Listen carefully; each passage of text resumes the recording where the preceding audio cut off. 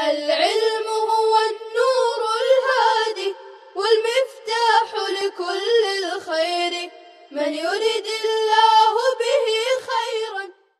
بسم الله الرحمن الرحيم. وعن ابن عمر رضي الله عنهما قال قال رسول الله صلى الله عليه وسلم: أمرت أن أقاتل الناس حتى يشهدوا أن لا إله إلا الله وأن محمد رسول الله ويقيموا الصلاة ويؤتوا الزكاة فإذا فعلوا ذلك عصموا مني دماءهم وأموالهم إلا بحق الإسلام وحسابهم على الله متفق عليه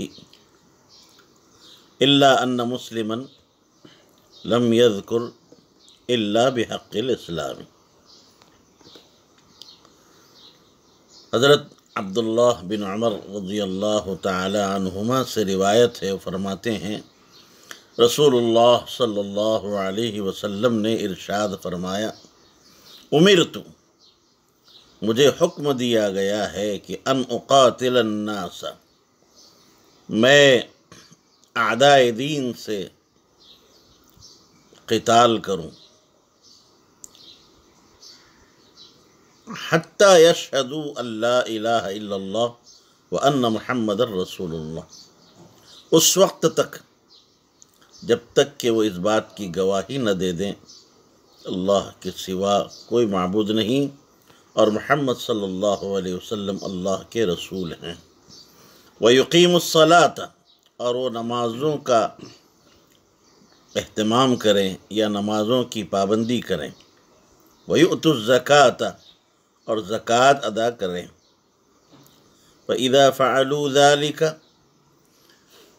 پھر جب وہ ایسا کرنے لگیں، عَصَمُوا مِنِّي دِمَاءَهُمْ وَأَمْوَالَهُمْ، تو انہوں نے اپنی جان اور اپنے اموال کو مجھ سے محفوظ کر لیا، الا بحق الاسلام، ہاں اسلام کی وجہ سے جو باز پرس ہوگی وہ باقی رہے گی، مگر حق اسلام کی وجہ سے، وحسابهم علی اللہ، اور ان کے باطن کا معاملہ اللہ کے سپرد ہے۔ امام مسلم رحمۃ اللہ علیہ نے الا بحق الاسلام کے الفاظ کو ذکر نہیں کیا، یہ حدیث متفق علیہ۔ حضرت عبداللہ بن عمر رضی اللہ عنہما کے حالات اس سے پہلے آپ حضرات کے سامنے بیان کیے جا چکے ہیں۔ اللہ کے نبی علیہ السلام نے ارشاد فرمایا: امرت،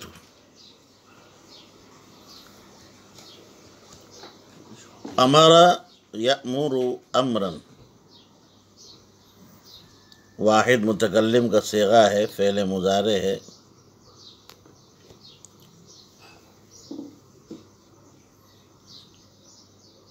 مجہول کا صیغہ ہے،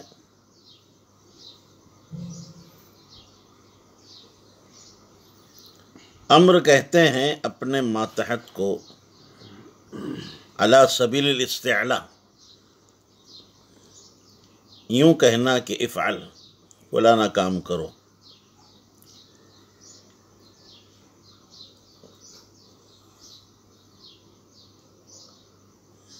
امرت جیسے ابھی بتایا صیغہ مجہول ہے۔ اب یہاں سوال یہ ہوگا کہ صیغہ مجہول سے کیوں تعبیر کیا گیا؟ تو جواب اس کا ظاہر ہے کہ فاعل متعین ہے اور معلوم ہے، اور وہ کون ہے؟ اللہ رب العزت۔ تو گویا یوں مطلب ہوگا امرنی ربی، میرے رب نے مجھے وحی جلی یا وحی خفی کے ذریعے سے یہ حکم دیا ہے۔ امرت ان اقاتل الناس، ان کے سلسلے میں دو باتیں ہیں، ایک تو یہ کہ یہ ان مصدریہ ہو سکتا ہے، اور دوسرا احتمال یہ ہے کہ ان مفسرہ، آپ کہیں گے مفسرہ کیسے ہو سکتا ہے؟ تو یاد رکھیے امر میں معنی قول پایا جاتا ہے، اس وجہ سے یہ ان مفسرہ ہو سکتا ہے۔ وقاتل الناس،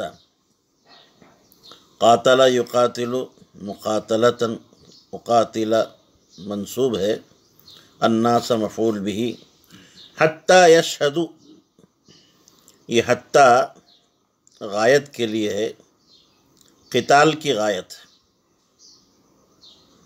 ایک روایت میں یشہدوا کے بجائے حتی یقولوا ہے۔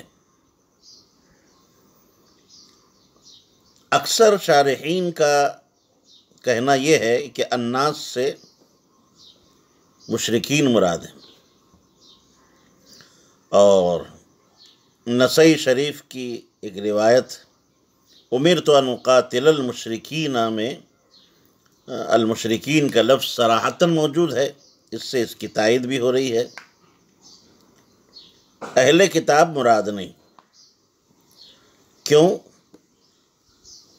اس لیے کہ وہ بھی جو ہے توحید کے قائل ہیں۔ البتہ صاحب مرقات ملا علی قاری رحمۃ اللہ علیہ فرماتے ہیں کہ محض لا الہ الا اللہ کہہ دینے سے، توحید کا اقرار کر لینے سے کام نہیں بنے گا، اقرار رسالت بھی ضروری ہے۔ جب تک اقرار رسالت نہ کر لیں وہاں تک ان سے قتال کو روکا نہیں جائے گا۔ یا دوسری صورت یہ ہے کہ وہ مملکت اسلامیہ میں جزیہ دے کر رہنے کو قبول کر لے۔ علامہ طیبی رحمۃ اللہ علیہ کا کہنا یہ ہے کہ مراد عام ہے، مشرکین اور اہل کتاب سبھی داخل ہے، البتہ آیت قرآنیہ کے ذریعے اہل کتاب کو خاص کر کے عموم سے الگ کر دیا گیا ہے۔ وجہ یہ ہے کہ مخالفین اسلام سے قتال کا حکم مدینے میں نازل ہوا ہے، مکے میں نہیں۔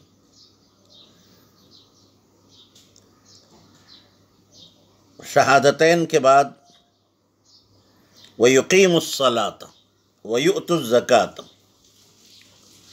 اس سے معلوم ہوا کہ شہادتین کے اقرار کے بعد اعمال کی بھی ضرورت ہے۔ یہ فرقہ مرجیہ پر رد بلیغ ہے، وہ اس بات کے معتقد ہیں کہ ایمان میں اعمال کی ضرورت نہیں ہے۔ آپ سمجھ رہے ہوں گے بات کو کہ اس حدیث میں صرف شہادتین کے ذکر پر اکتفا نہیں کیا گیا، بلکہ وَيُقِيمُ الصَّلَاةَ وَيُؤْتُ الزَّكَاةَ دو اہم عبادتوں کا ذکر کیا گیا، جس سے بات ثابت ہو رہی ہے کہ ایمان کے ساتھ شہادتین کے اقرار کے بعد اعمال کی بھی ضرورت ہے۔ وَيُقِيمُ الصَّلَاةَ، اس سے پہلے بھی اقامت صلاۃ کا مطلب آپ حضرات کے سامنے بیان کیا گیا۔ اقامت کا معنی ہوتا ہے تمام ارکان میں تعدیل ارکان، شرائط نماز، ارکان نماز کی پوری رعایت کرتے ہوئے پابندی کرنا، فرائض میں سنن میں کوئی کوتاہی نہ کرنا۔ یقیم الصلاۃ، اس حدیث پاک کے ذریعے سے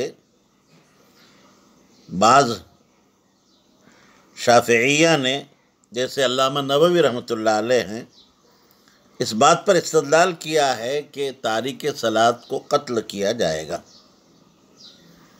تارک صلاۃ واجب القتل ہے۔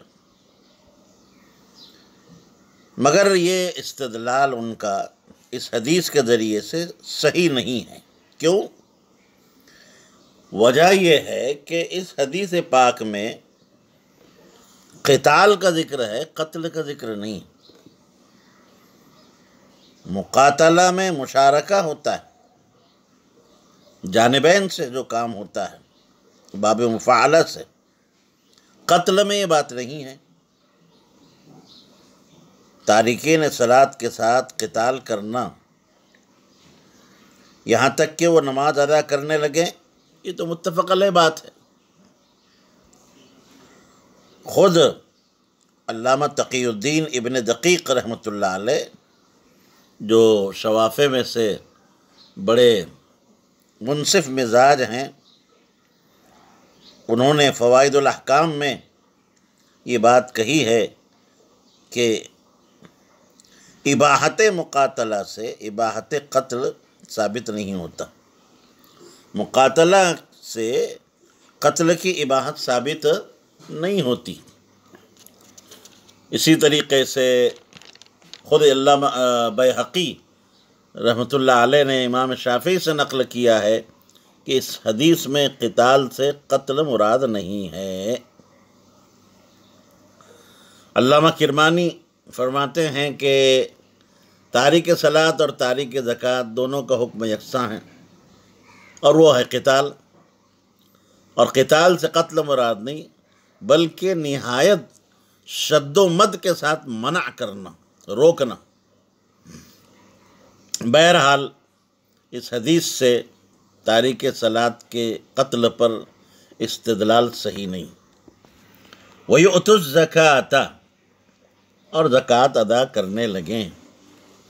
ایتائے زکوٰۃ کا مطلب اس سے پہلے بھی بتایا گیا تھا کہ مستحق زکوٰۃ کو زکوٰۃ کا جو مخصوص مال ہوتا ہے، مخصوص مقدار ہوتی ہے، ایک مخصوص مال میں سے مخصوص مقدار کو ایک مخصوص مدت کے بعد مخصوص لوگوں میں سے کسی ایک کو مالک بنا دینا۔ اور یہاں زکوٰۃ سے نفل صدقہ مراد نہیں بلکہ فرض مراد ہے، صدقہ نافلہ نہیں بلکہ واجبہ۔ اس حدیث میں مانعین زکوٰۃ کے ساتھ قتال کرنے کی بلا نزاع اور بلا اختلاف دلیل ہے، اور یہی وجہ ہے، اور اسی وجہ سے خلیفہ اول حضرت ابو بکر صدیق رضی اللہ تعالی عنہ نے مانعین زکوٰۃ سے قتال فرمایا تھا، اور اس پر حضرات صحابہ کرام کا اجماع ہے، اتفاق ہے۔ بعض شارحین نے یہ بھی مطلب بیان کیا ہے کہ مجھے قتال کا حکم دیا گیا، امرت ان اقاتل الناس حتی، یہاں تک کہ لوگ نماز اور زکوٰۃ کی فرضیت کو تسلیم کر لیں، مان لیں، قبول کر لیں۔ دیکھیے اس حدیث میں اقامت صلاۃ اور ایتائے زکوٰۃ کا ذکر ہے، مگر مراد ارکان خمسہ ہیں، پانچوں ارکان مراد ہیں۔ اب آپ کہیں گے کہ پھر تخصیص صلاۃ، تخصیص اقامت صلاۃ اور تخصیص ایتائے زکوٰۃ کا کیا مطلب؟ ان دونوں عبادتوں کی تخصیص کیوں کی گئی؟ تو وجہ ظاہر ہے کہ نماز ام العبادات بدنیہ ہے اور زکوٰۃ ام العبادات مالیہ ہے۔ بدنی عبادات میں ام العبادات نماز اور مالی عبادات میں ام العبادات زکوٰۃ۔ تو یہ دونوں ہی عبادتیں بنیادی ہیں اور اساسی ہیں، اور دیگر ساری بدنی اور مالی عبادات کا یوں سمجھیے کہ عنوان ہے۔ اسی وجہ سے نماز کو عماد الدین کہا گیا اور زکوٰۃ کو قنطر الاسلام کہا گیا۔ آپ دیکھیں گے قرآن مجید میں نماز کا ذکر ہے، اور نماز کے ذکر کے ساتھ ساتھ زکوٰۃ کا بھی ذکر ہے، دونوں کا ذکر ساتھ ساتھ ملے گا۔ تو گویا کہ زکوٰۃ یہ قرین صلاۃ ہے، اور بالخصوص نماز کی تکرار نفس انسانی پر شاق بھی گزرتی ہے، اس لیے کہ وہ ہر روز 5 مرتبہ پڑھنی ہوتی ہے۔ اسی طرح زکوٰۃ کا میں بھی تکرار ہے، سال میں 1 مرتبہ زکوٰۃ جو ہے حولان حول کے بعد ادا کرنی ہوتی ہے۔ یہ بھی نفس انسانی پر شاق یہ عمل گزرتا ہے۔ تو بہرحال شہادت سے لوح قلب کا شرک جلی اور شرک خفی اور تمام ہی نقوش فاسدہ ردیہ سے تخلیہ کی طرف اشارہ ہوا کہ انسان کو چاہیے کہ اپنے دل کو شرک جلی خفی اور جتنے بھی جو ہے عقائد فاسدہ باطلہ اور جتنے بھی جو ہے ردی جو خراب چیزیں ہیں اس سے بالکل پاک صاف کر لیں، اس کا ازالہ کر لیں۔ اور تخلیہ کے بعد تحلیہ ہوتا ہے، معارف یقینیہ، اعتقادات صحیحہ وغیرہ سے آراستہ کیا جائے، فضائل سے آراستہ کیا جائے، رذائل سے پاک کیا جائے۔ اقامت صلاۃ سے تمام راحات بدنیہ کے ترک کی طرف اشارہ ہے۔ جب ایک شخص نماز کا پابند ہو جائے گا تو ظاہر سی بات ہے دیگر عبادات کا ادا کرنا اس کے لیے کون سا دشوار ہے۔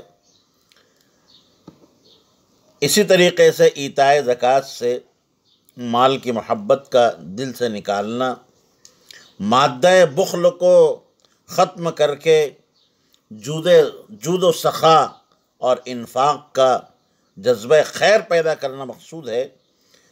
جب ایک شخص میں یہ ساری صفات حمیدہ اور یہ خصائل حمیدہ اور حسنہ جب پیدا ہو جائیں گے تو اس کے لیے دیگر عبادات مالیہ کی ادائیگی انتہائی سہل بلکہ اس کی طبیعت ثانیہ بن جائے گی۔ فَإِذَا فَعَلُوا ذَلِكَ، جب وہ اس کو انجام دے دیں، کر لیں۔ ذالکہ کا مشار الیہ المذکور، اوپر جن چیزوں کا ذکر کیا گیا اور آپ جان گئے ہوں گے، شہادتین، اس کے بعد اقامت صلاۃ، اور تیسری چیز ہے ایتاء زکوٰۃ۔ ذالکہ کا یہ مشار الیہ ہے، تو المذکور کے معنی میں یہاں ایک اشکال پیدا ہوتا ہے کہ فَإِذَا فَعَلُوا ذَلِكَ، شہادت جو کہ قول ہے فعل نہیں ہے، پھر فعلوا فعل سے تعبیر کیوں کیا؟ تو جواب یہ ہے کہ قول بھی ایک لسانی عمل ہے۔ ایک تو جواب یہ ہوا، دوسرا جواب آپ یہ بھی دے سکتے ہیں کہ فعل کا اطلاق یہاں پر حدیث میں تغلیباً کر دیا گیا ہے، کیونکہ زکوٰۃ ایک فعل ہے، نماز ایک فعل ہے، ان کو غلبہ دیتے ہوئے شہادتین کو بھی جو ہے فعل سے تعبیر کر دیا گیا۔ یہ بات یاد رکھیں۔ عصموا منی دماءہم، دماء دم کی جمع ہے، عصم یعصم، عصم یعصم، عصم فعل ماضی کا صیغہ جمع مذکر غائب، منی ای من اتباعی، میرے متبعین سے انہوں نے اپنے خون اور اپنی جانوں کو اور اپنے جو ہے مالوں کو محفوظ کر لیا، یا من جہت دینی، میرے دین کے اعتبار سے، شریعت کے اعتبار سے انہوں نے اپنے جان و مال کو محفوظ کر لیا۔ اب وہ محفوظ الدم اور محفوظ المال ہو گئے، یعنی اسلامی لشکر سے محفوظ ہو گئے، اب ان کو جان مال کا کوئی خطرہ نہیں۔ ایک اشکال یہاں پیدا ہو رہا ہے کہ مقتضی حدیث تو یہ ہے کہ ہر اس شخص سے قتال کیا جائے جو منکر توحید ہے، پھر جزیہ ادا کرنے والوں، اسی طریقے سے معاہدین یعنی ذمیوں کے ساتھ قتال کیوں نہیں کیا جاتا؟ ان کی جان و مال سے کیوں تعرض نہیں کیا جاتا؟ یہ اشکال ہے۔ تو اس کا جواب مختلف طور پر دیا گیا ہے۔ مثلا ایک جواب یہ ہے کہ حدیث مقدم ہے اور معاہدین اور اخذ جزیہ کا جو حکم ہے وہ مؤخر ہے، اس کا زمانہ مؤخر ہے، اور اس حدیث میں جو مضامین بیان کیے گئے ہیں یہ زمانے کے اعتبار سے مقدم ہے۔ یوں کہہ سکتے ہیں کہ یہ جزیہ کا لینا اور معاہدین کا جو احکام ہے وہ ناسخ ہیں، یعنی عموم کا نسخ ثابت ہو رہا ہے۔ دوسرا جواب یہ دیں گے کہ عام خصہ عن البعض ہے، یعنی حدیث تو اپنے عموم پر ہے، وہ عام ہے، مگر بعض اس عام کے بعض افراد کو دیگر دلائل کے ذریعے سے خاص کر لیا گیا ہے، اس کو عام خصہ عن البعض کہا جاتا ہے۔ تیسرا جواب یوں دیا جائے گا کہ حدیث عام ہے مگر مراد خاص ہے، جیسے اس سے پہلے بھی یہ بات بیان کی کہ نسائی شریف کی روایت کے حوالے سے کہ الناس سے صرف مشرکین مراد ہیں، جزیہ ادا کرنے والوں سے بھی قتال کو مؤخر کیا گیا، اگر وہ نہ دیں تو قتال ہوگا، دیں تو قتال نہیں ہوگا۔ جی، حضرت ابوبکر رضی اللہ تعالیٰ عنہ نے بھی جو مانعین زکوٰۃ سے قتال کیا تھا، قتل نہیں کیا تھا۔ الا بحق الاسلامی، الا بحق الاسلامی، یہ اضافت لامیہ ہے، اور الا یہ استثناء مفرغ ہے، یعنی حدود و قصاص کی وجہ سے جو شرعی ضابطہ اور قانون ہے اس کے تحت تو مواخذہ ہوگا۔ وہ محفوظ الدم ضرور ہو گئے، محفوظ المال بھی ہو گئے، مگر اقرار شہادتین، اقامت صلاۃ اور ایتاء زکوٰۃ کے بعد بھی اگر وہ کوئی ایسا کام کریں کہ جس کی وجہ سے حد اسلامی ان پر لازم ہو یا قصاص لازم ہو، تو ایسی صورت میں حدود کا اور قصاص کا نفاذ و اجرا ضرور کیا جائے گا، یہ حق اسلامی ہے۔ وَحِسَابُهُمْ عَلَى اللَّهِ، اور ان کا حساب اور ان کا باطنی معاملہ اللہ کے حوالے ہے۔ علامہ طیبی فرماتے ہیں کہ جس نے کلمہ پڑھ کر اپنے اسلام کا اظہار کر دیا، یہ صرف کافی نہیں ہے بلکہ یہ کافی ہے، اتنا کافی ہو جائے گا، باقی اس کے جو ہے کھود کرید کرنے کی کوئی ضرورت نہیں ہے کہ اس نے جو ہے وہ اپنے اس قول میں یا اپنے اس اظہار اسلام میں اور اس ایمان کے لانے میں وہ جو ہے مخلص ہے یا نہیں ہے، باطن کے حال کو اللہ کے حوالے کر دیا جائے گا، اس لیے کہ ہم صرف ظاہر کے مکلف ہیں اور ایمان قولی کا اعتبار کریں گے، باقی ہم اس کے دل کی چھان بین کرنے کی ہمیں کوئی ضرورت نہیں، اور نہ ہم کر سکتے ہیں اور نہ ہمیں اس کا مکلف بنایا گیا ہے۔ جو اسلام کو ظاہر کرے اور باطن میں کافر ہو تو ظاہر میں اس کا اسلام مانا جائے گا۔ امام مالک رحمۃ اللہ علیہ فرماتے ہیں کہ زندیق کی توبہ قبول نہیں کی جائے گی۔ زندیق سے مراد وہ شخص جو اسلام کو ظاہر کرے اور باطن میں وہ کافر ہو، البتہ اگر وہ اپنی توبہ میں سچا ہو تو اس کو اس کی یہ توبہ نفع بخش ہوگی آخرت میں۔ بعض حضرات نے حدیث کا مطلب یوں بیان کیا ہے کہ قتال اور عصمت یعنی عدم قتال کا تعلق دنیاوی احکام سے، احکام دنیاویہ سے، اور امور آخرت، ثواب، عقاب، کمیت، کیفیت، یہ سب اللہ تعالیٰ کے حوالے ہے۔ یہ حدیث متفق علیہ ہے۔ متفق علیہ کا مطلب اس سے پہلے آپ حضرات کو بتا دیا گیا، صرف تھوڑا سا فرق ہے، امام مسلم نے الا بحق الاسلام کا ذکر نہیں کیا، باقی تمام الفاظ پر اور جو ہے راوی بھی دونوں جگہ ایک ہی ہیں اور دیگر الفاظ پر اتفاق ہے۔ ایک جملہ امام مسلم نے ذکر نہیں کیا تھا، اس کو بھی صاحب مشکات نے واضح فرما دیا۔ اللہ رب العزت ہم تمام کو عمل کرنے کی توفیق عطا فرمائے، اور میں عزیز طلبہ سے درخواست کروں گا کہ آپ حضرات توجہ کے ساتھ سنیں اور اس کو محفوظ بھی کریں اور اپنے ساتھیوں کے درمیان میں اس کا مذاکرہ بھی کریں۔ جو باتیں بتائی جا رہی ہیں وہ اس کو فراموش کرنا مقصود نہیں ہے، بھول جانا، صرف سنانا مقصود نہیں ہے ہمارا، بلکہ یہ جو باتیں بتائی گئی ہیں اس کو اہمیت دی جائے اور اس سے فائدہ اٹھایا جائے۔ آپ اس سے خوب فائدہ اٹھائیں اور اللہ تعالیٰ سے دعا بھی کریں کہ اللہ رب العزت ہمارے اداروں کی رونقوں کو اور جو ہے مہمانان رسول کی چہل پہل کو بحال فرما دے، آمین بجاہ رب العالمین سید المرسلین صلی اللہ علیہ وسلم۔ السلام عليكم. لا تنسوا الإعجاب بالفيديو والاشتراك في القناة تشجيعا لنا لنستمر بنشر المزيد إن شاء الله.